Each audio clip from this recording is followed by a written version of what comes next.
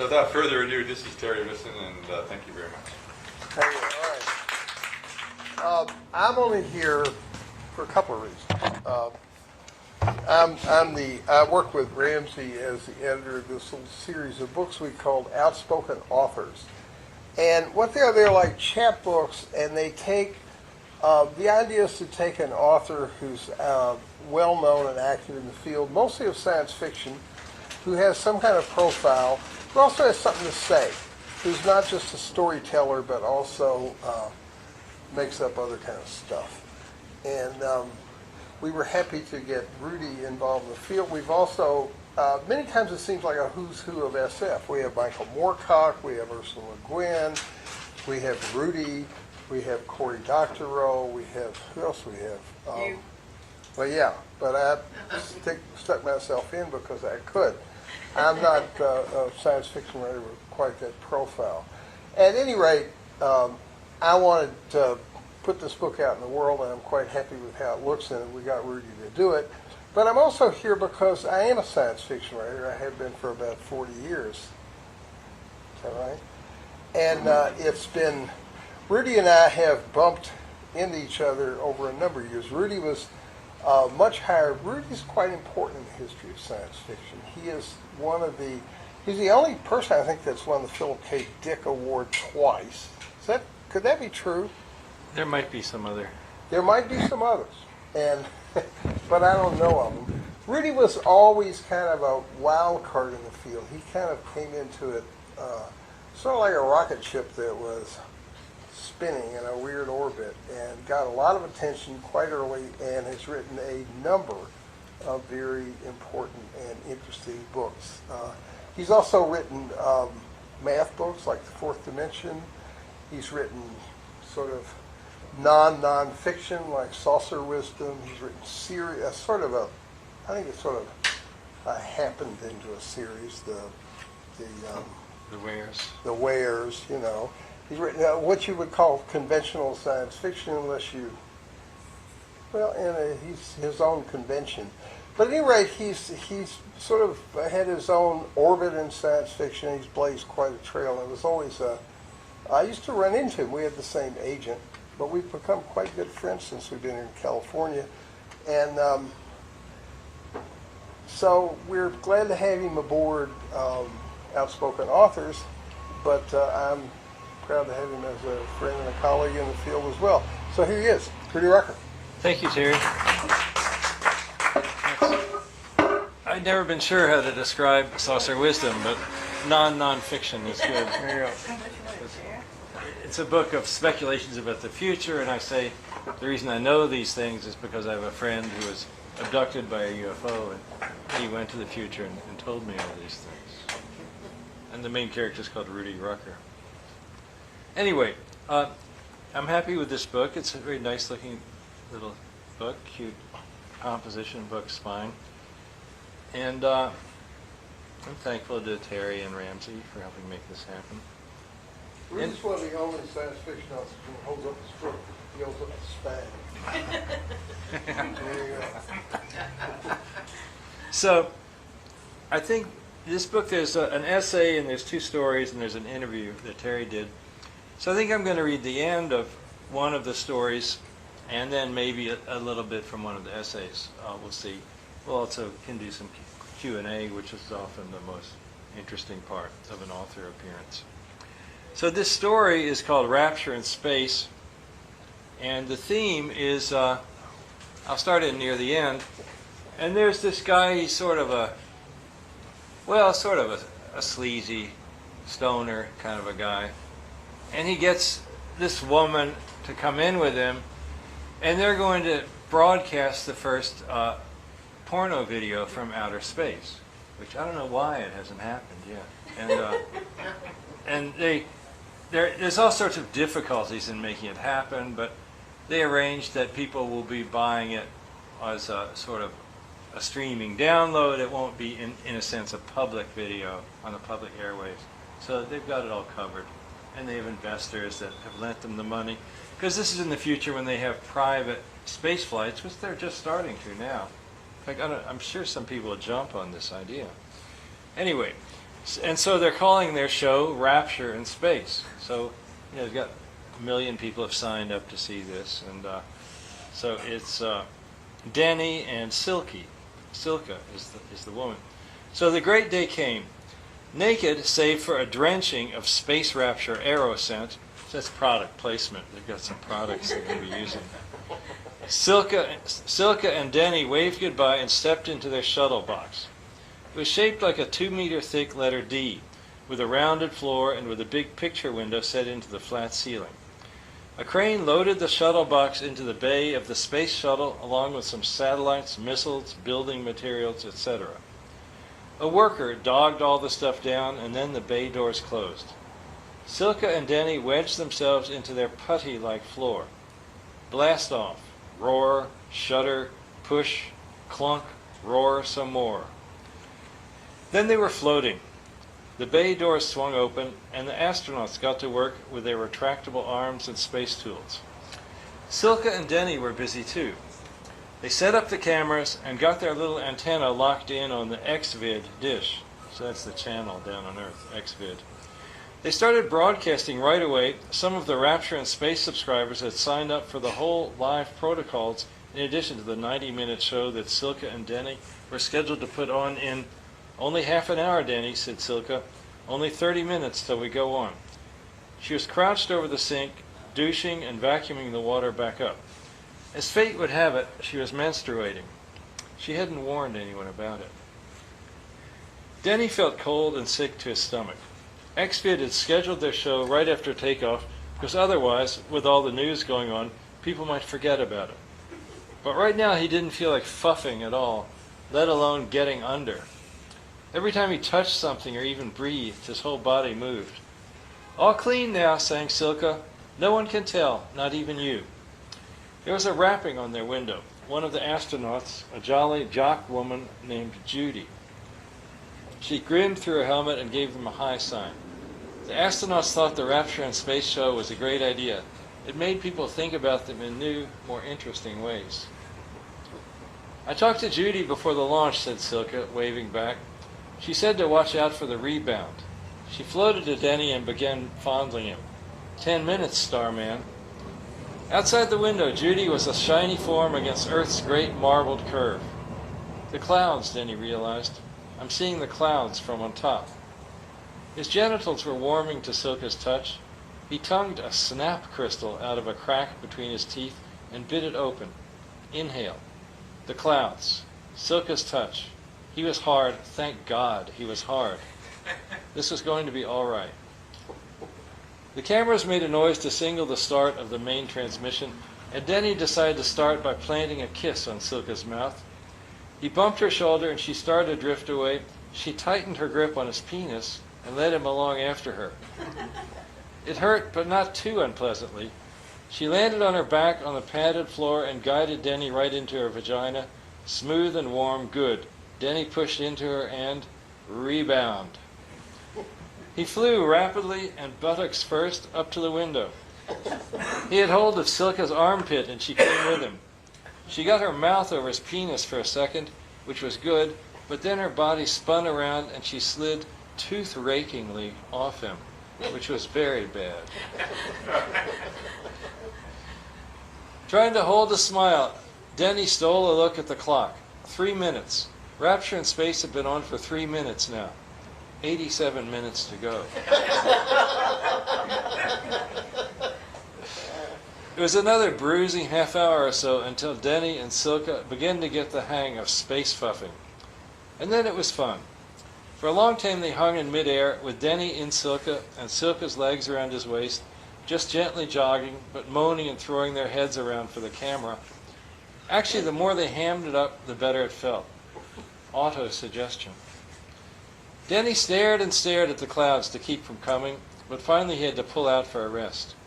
To keep things going, they did rebounds for a while. Silka would lie spread-eagled on the floor, and Denny would kind of leap down on her, both of them adjusting their pelvises for a bullseye. She'd sink into the cushions, then rebound them both up. It got better and better.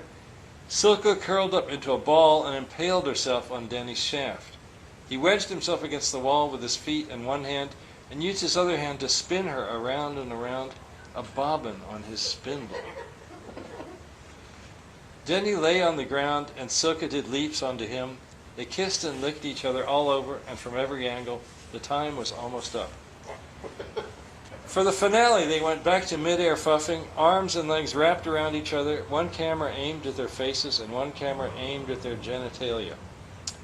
They hit a rhythm where they always pushed just as hard as each other, and it action/reaction canceled out hard and harder, with Big Earth out the window. Yes, the air full of their smells. Yes, the only sound, the sound of their ragged breathing. Yes, now, ah. Denny kind of fainted there and forgot to slide out for the cum shot. Silka went blank too, and they just floated, linked like puzzle pieces for 5 or 10 minutes.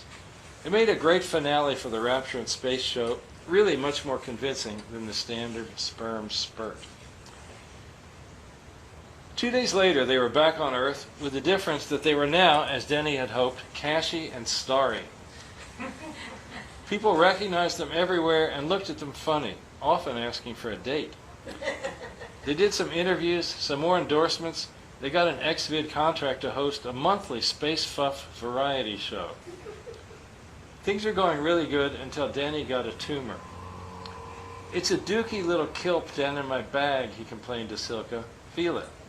Sure enough, there's a 1 centimeter lump in Denny's scrotum. Silka wanted him to see a doctor, but he kept stalling. He was afraid they'd run a blood test and get on his case about drugs. Some things were still illegal. A month went by and the lump was the size of an orange. "It's so gawky you can see it through my pants," complained Denny. "It's giga ouch, and I can't cut a vid this way." But he still wouldn't go to the doctor. What with all the snap he could buy and with his new cloud telescope, Denny didn't notice what was going on in his body most of the time. He was happy to miss the next few XVID dates. Silka hosted them alone. 3 more months and the lump was like a small watermelon. When Denny came down one time and noticed that the tumor was moving, he really got worried. "Silka, it's alive! The thing in my bag is alive! Ah!" Silka paid a doctor $2,000 to come to their apartment. The doctor was a bald, dignified man with a white beard. He examined Denny's scrotum for a long time, feeling, listening, and watching the tumor's occasional twitches. Finally, he pulled the covers back over Denny and sat down. He regarded Silka and Denny in silence for quite some time. "Decode," demanded Denny. "What the kilp we got running here?" "You're pregnant," said the doctor. 4 months into it, I'd say. The quickening fetus gave another kick, and Denny groaned. But he knew it was true. "How?" The doctor steepled his fingers. I saw a rapture in space. There were certain signs to indicate that your partner was menstruating. Check. Menstruation, as you must know, involves the discharge of the unfertilized ovum, along with some discarded uterine tissues. I would speculate that after your ejaculation, the ovum became wedged in the tip of your penis. The slit, it is conceivable that under weightless conditions, the sperm's flagella could have driven the now fertilized ovum into your vas deferens. The ovum implanted itself in the blood-rich tissues there and developed into a fetus. "I want an abortion." "No," protested Silka. "That's our baby, Denny. You're almost half done carrying it. It'll be lovely for us. And just think of the publicity." Said Denny, reaching for his bag of dope. "No more drugs," said the doctor, snatching the bag, "except for the ones I give you." He broke into a broad, excited smile. This will make medical history." And indeed it did. The doctor designed Denny a kind of pouch in which he could carry his pregnant scrotum. And Denny made a number of video appearances, not all of them X-rated. He spoke on the changing roles of the sexes, and he counted the days till delivery. In the public's mind, Denny became the symbol of a new recombining of sex with life and love. In Denny's own mind, he finally became a productive and worthwhile person. The baby was a flawless girl, delivered by a modified cesarean section. Sex was never the same again.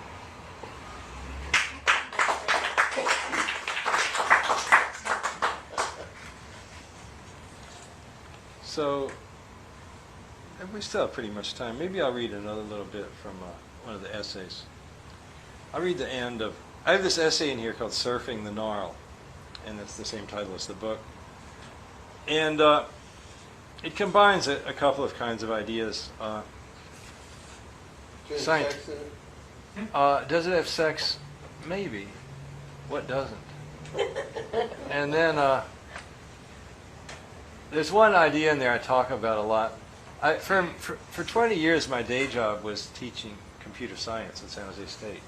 I was always writing, but even if you're a somewhat well-known writer, it's a very steep curve. It goes down the amount you make. So to make a living, I had to also teach. That was my day job. But I learned a lot about computer science and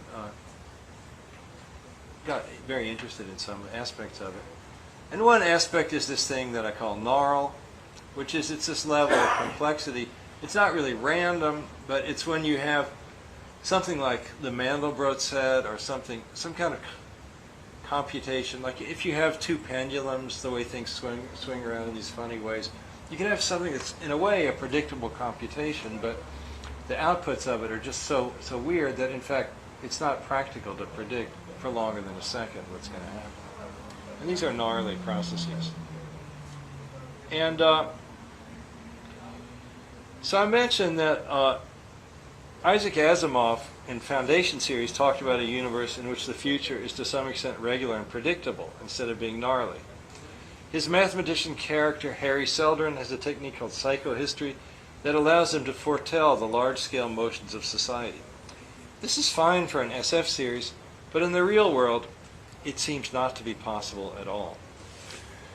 One of the more intriguing observations regarding history is that, from time to time, a society seems to undergo a sea change, a discontinuity, a revolution.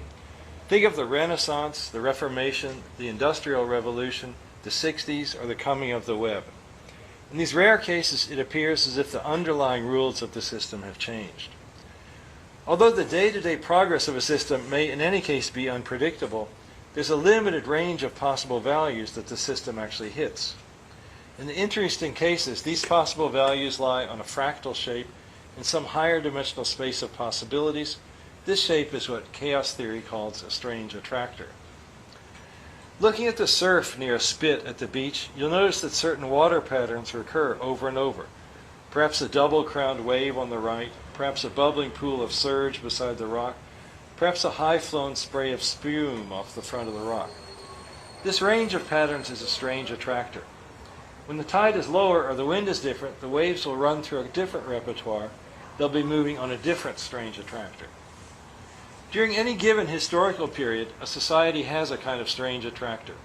A limited number of factions fight over power, a limited number of social roles are available for the citizens, a limited range of ideas are in the air. And then suddenly, everything changes, and after the change, there's a new set of options. Society has moved to a new strange attractor. Although there's been no change in the underlying rules for the social computation, some parameter has altered so that the range of currently possible behaviors has changed. Society switches to new chaotic attractors are infrequently occurring zigs and zags, generated by one and the same underlying and eternal gnarly social computation.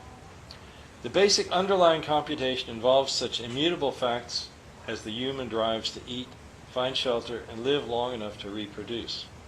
From such humble rudiments doth history's great tapestry emerge, endlessly various, eternally the same. I mentioned that SF helps us to highlight the specific quirks of our society at a given time. It's also the case that SF shows us how our world could change to a radically different set of strange attractors. One wonders, for instance, if the World Wide Web would have arisen in its present form if it hadn't been for the popularity of Tolkien and of cyberpunk science fiction.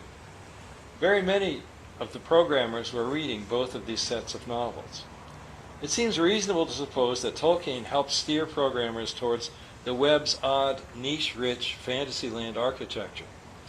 And surely the cyberpunk novels instilled the idea of having an anarchistic web with essentially no centralized controllers at all. The fact that the web turned out to be so free and ubiquitous seems almost too good to be true. I speculated that it's thanks to Tolkien and to cyberpunk that our culture made its way to this new strange attractor where we presently reside. In short, SF and fantasy are more than forms of entertainment. They're tools for changing the world.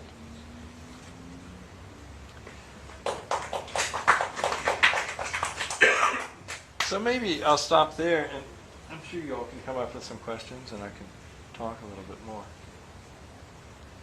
Is the strange attractor the pattern itself, or is it what creates the pattern? It's the range of patterns. If you could, it's like sometimes you'll see a simple example. You'll see a graph, and it'll say, well, this is like, they'll put a dot for each pairs of maybe somebody's income and their age. There'll be a certain pattern, and it might lie in a straight line, or it might lie, in some strange, kind of weird shape. And when you bring in more and more parameters in society, like, age, income, race, opinion, health, you get this sort of rather large, high-dimensional space. And then you'll have these patterns in there of where there's a lot of people, are here. And so these are, like, the people are sort of attracted to these sort of zones. And you tend not to see, certain kinds of people. You won't see, like, a poor Republican very often. A poor young Republican, I don't know. But, and so the idea is where things are actually at in the newspaper, it sort of hops around, but there's a certain kind of number of places where it visits and revisits. Childhood abuse, abortion, gay marriage, Israel, oil. There's certain things that it's always revisiting over and over. And that's the sort of space that we live in, this attractor, where we're stuck. And then something happens, finally, and suddenly it's different. And that's the kind of thing that you're really looking for when you're looking for a revolutionary upheaval of society, to get it onto a new attractor. So something happens that causes everyone to re-examine all of their basic assumptions. It could be that, but Like it's the Black Death. it could be something like the Black Death.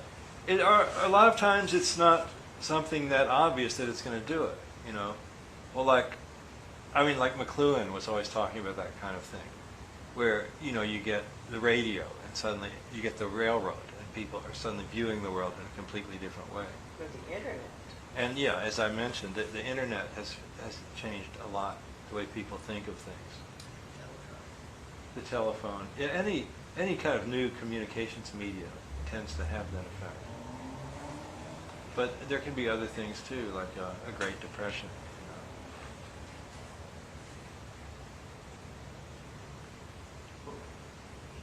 Yeah, that comes out of like chaos theory, like the term itself, strange attractor. Is it? Yeah, that's a term in chaos theory. And then there's this thing they call a bifurcation point. And that's when it's, instead of just going along, it splits onto a different attractor. And I used to look at these a lot on the screen when I was working at Autodesk. There's this guy, James Glick. He's a reporter, pretty well-known writer. He wrote a very popular book called Chaos. And that was around 1990, 1988. Yeah. And I was at Autodesk, and we wrote a suite of software programs to illustrate that book. There's this idea that we had that it still hasn't really come about, but it seemed like it'd be nice if when you had a science book, it was full of kind of living illustrations, things where you could tweak and adjust things. And so we did that for Glick. And so I spent, I don't know, maybe hundreds of hours looking at these programs and designing them and playing with them. And I used to have trouble understanding what they were talking about, which would be the state that you're in at this point. And then after a while they got to be my friends, where I'd say, well, this one looks like that, and then I can tweak it and I can watch it turn from looking like a boomerang into looking like an oak leaf, And then for the dots that are hopping, usually the way these attractors arise, you'll be iterating a process for something. You could think of that as the state of the country. And then you keep reapplying the same algorithm to it, and it just hops to seemingly a random point But when you look at all the points that it visits, you say, oh, it's always stuck on this grainy boomerang, you know. And then you do something else, you tweak some other parameter, and suddenly it jumps over and it's doing a different thing like that. But these things, they're sort of, the interesting thing about things like mathematical computation theories, you tend to see these things that are sort of universal properties of systems. The fact that the future is unpredictable, it's not really a matter of opinion. It's in the nature of things that the world is acting like a computation, but we've known actually since Alan Turing proved it back in the 1930s that it's even in principle impossible to have some other computation that will predict what all the other computations are going to do. You get into sort of a liar paradox situation. If something can predict everything, it can predict what it's going to say, and it'll say I'm going to say no, but then it doesn't say that. And so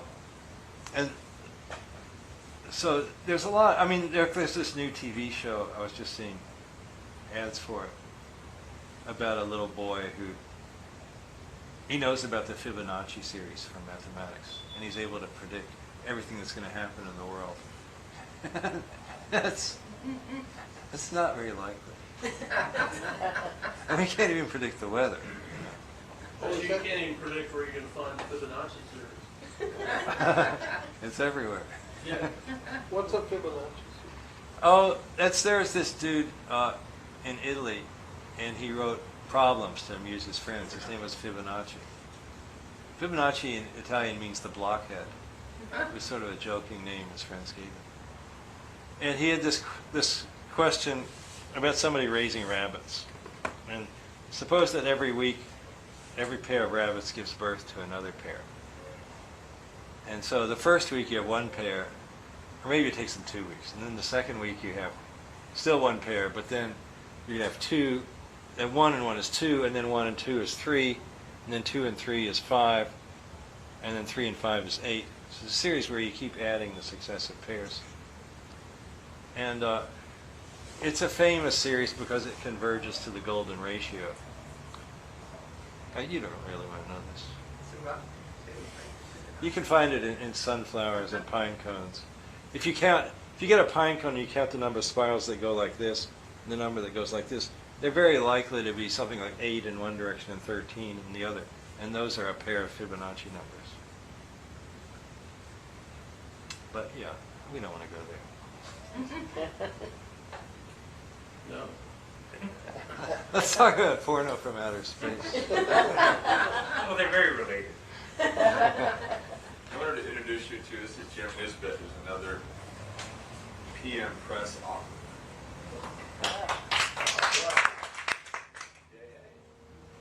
And Anselm Hollow introduced us 25 years ago.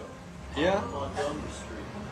Really? That joint is down there next to the Scientology. Do you mean the Trieste? Huh? Was it at the Trieste? No, it was a reading that somebody was doing. I think Anselm was doing. You and I were Yeah. Huh. That was a long time ago. In North Beach? Yeah, that joint where Montgomery crosses Columbus. Right after that, there's a building there. Vanessa Park Gallery. Yeah, there was a gallery there, an architect on the building. Strange dude. Do you remember that? I'm sure passed away. I remember seeing Anselm in North Beach, and I remember he was going to give a reading. Yeah. So, yeah. Anyway, hi. Hello. Good to see you again. Yeah, Anselm is a real hero of mine. He's I first started reading his poetry a very long time ago. It must have been the 1970s. And then we lived in Lynchburg, Virginia, before we came out here.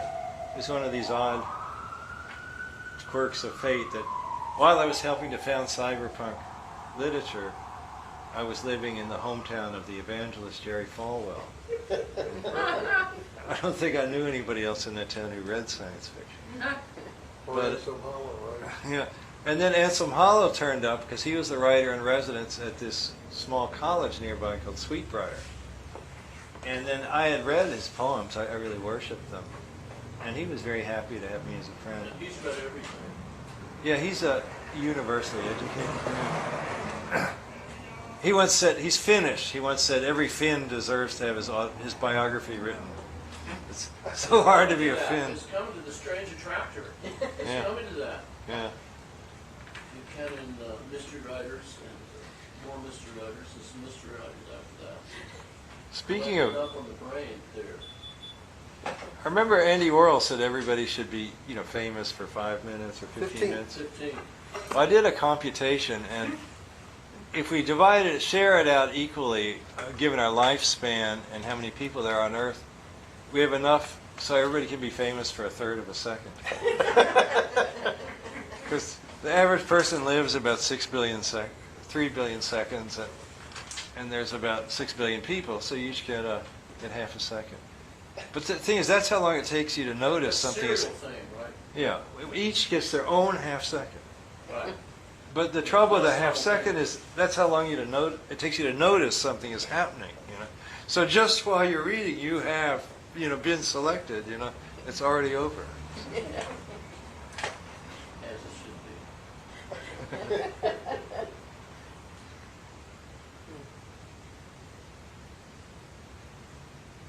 But maybe I'm getting a little off the thread here. You have to learn to share, so you can have 6 of you share 3 seconds. Oh, well, you could talk other people into giving you their half second.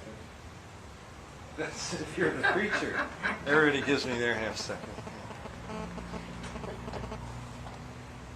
Another book I'm pushing is my autobiography just came out, Nested Scrolls. It's How come there's a picture of Bruce Sterling on the cover? That's me. I'm much prettier than Bruce. He's all fat. This is when I was 24, so I took this picture.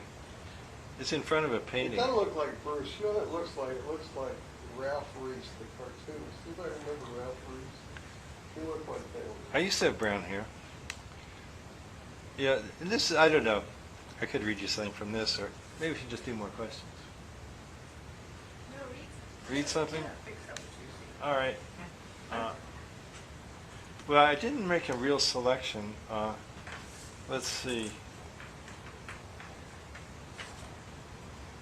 Maybe I'll read the first page. Let's see what happens with that. In the summer of 2008, a vein burst in my brain. A cerebral hemorrhage. I spent a week at death's door, and then I got better.